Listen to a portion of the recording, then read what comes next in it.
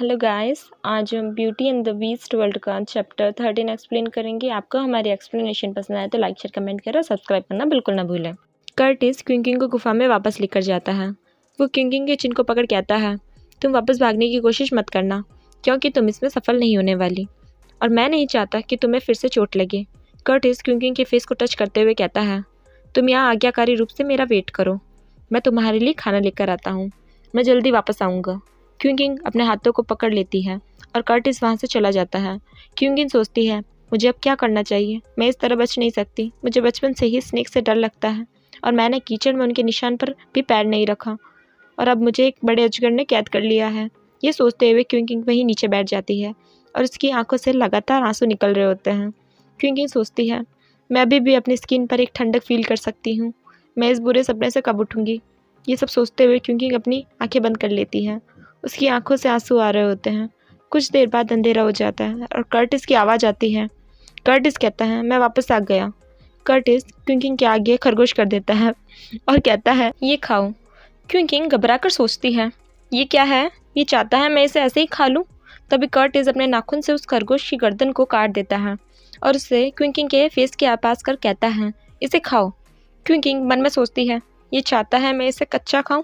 क्विंकिंग बुरी तरह से कांप रही होती है।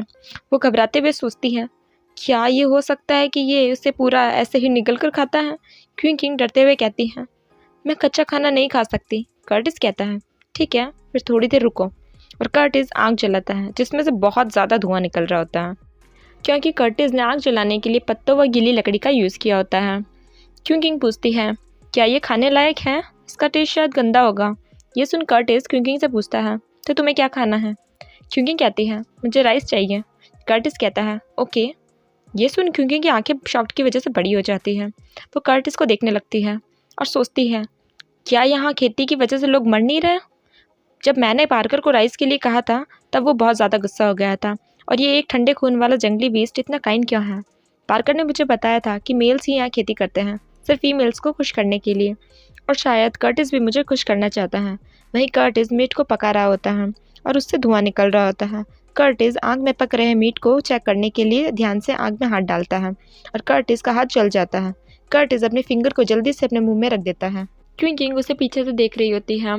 क्विंकिंग सोचती है, ये जल गया है, स्नेक को आग पसंद नहीं होती, उसने शायद पहले कभी खाना नहीं पकाया है। फिर कर्टिस क्विंकिंग को खाने के लिए पत्तों पर मीट निकाल कर देता है। कर्टिस कहता है, स्नो ये बन गया है, इसे खाओ। क्विंकिंग मीट का टुकड़ा लेती है और कर्टिस से कहती है, मेरे लिए इतना काफ़ी है। कर्टिस कहता है, क्या तुम बस इतना ही खाओगी। क्विंकिंग के खाने के बाद कर्टिस क्विंकिंग का हाथ पकड़ कहता है, अब हमें सोना चाहिए। क्विंकिंग ब्लश करने लगती है। क्विंकिंग सोचती है, वो अभी मेरे साथ कुछ करने वाला तो नहीं है। क्विंकिंग कर्टिस को खुद से दूर करते हुए कहती है, मैं अभी थकी नहीं हूँ, तुम जाकर सो जाओ। कर्टिस कहता है, ठीक है, और वो स्नेक में चेंज होकर सो जाता है। क्विंकिंग कर्टिस को सोते हुए देख सोचती है, कर्टिस से बात करना इतना आसान क्यों है, ये पार्कर की तरह रिप्रोड्यूस के लिए इतना ईगर नहीं है और मुझे ऐसा लगता है कर्टिस आज रात मेरे पास नहीं आएगा। ये सब सोचते सोचते क्विंकिंग को नींद आने लगती है और थोड़ी देर बाद क्विंकिंग का सर एक तरफ झुक जाता है, लेकिन कर्टिस अपने हाथ से क्विंकिंग के फेस को पकड़ लेता है और वो क्विंकिंग को गिरने से बचा लेता है। कर्टिस क्विंकिंग को गोद में लेकर उसे अपने ऊपर सुला देता है।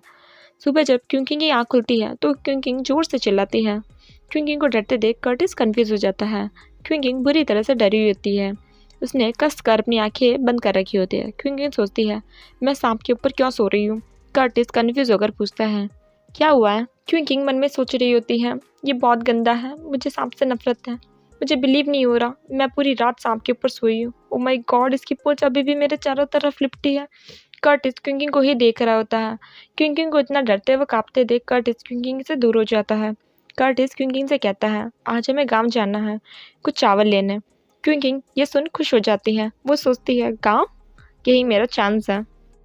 आज का चैप्टर यहीं ख़त्म होता है। आपको हमारी एक्सप्लेनेशन पसंद आई हो तो लाइक शेयर कमेंट करें और सब्सक्राइब करना बिल्कुल ना भूलें।